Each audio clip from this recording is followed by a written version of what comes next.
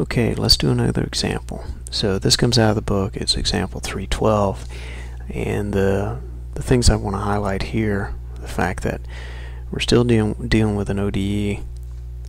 You have this forcing term here, and we also have a nonlinearity that depends on the position x, actually nonlinear x squared.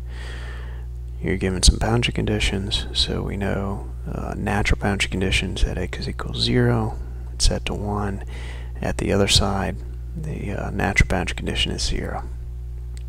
And you notice we're looking at a bar from 0 to 1. Okay, so we're going to divide this up into 3 elements with length 1/3 each, right? So 1, 2, 3, here's your length. And without going into depth here, you know, if we put this in the weak form, we introduce interpolation functions, we end up with a K-matrix that looks like this. The other thing that's interesting about this problem is this term here. So this x squared comes into this forcing function. So you got a x squared times the interpolation function. So we want to talk about how do we deal with that. And you can go back and compare this with equation 321 in the text. When you do that, you'll find the constants in the text are a sub e is 1, c sub e is -1, and then you got this function of x, in our case minus x squared. So if you were to work through the integration for each element, this is standard. So we've talked about this in the past. So if you go back in your notes, look in the book, here's your K-matrix. The question comes about, what does this forcing function look like, since this is a specific function of x squared. So if we let f of e equal 1, so this is given in the text, then you would get this for the forcing function. But in our case, we have this. What we have is, remember, x squared minus x squared. So if you come over to here, remember when we deal with these problems, this is on a local coordinate system. So we're using x bar. This is the global coordinate x. So my local coordinate x bar is equal to the global coordinate x minus some xa, where this is an arbitrary point. Typically we'll define this as 0. And then you simply substitute this in. So x equals x bar plus xa squared. You have your interpolation function. And for simplicity, again, I'm saying this is 0 since it's arbitrary. Other thing to note, if you differentiate this is just a constant. So dx equals dx bar. Okay. So here's what we do. We substitute in for the interpolation function. So we're using linear interpolation functions, just like is required actually for a 2-node element, 1D element. So here's the explicit form of the interpolation function, and you work through the integration, and this is what we get. So this is the length of our element h sub e cubed minus is over 12. So this is the function here. Alright, now this is for, there's 2 components, right? There's a component at node 1.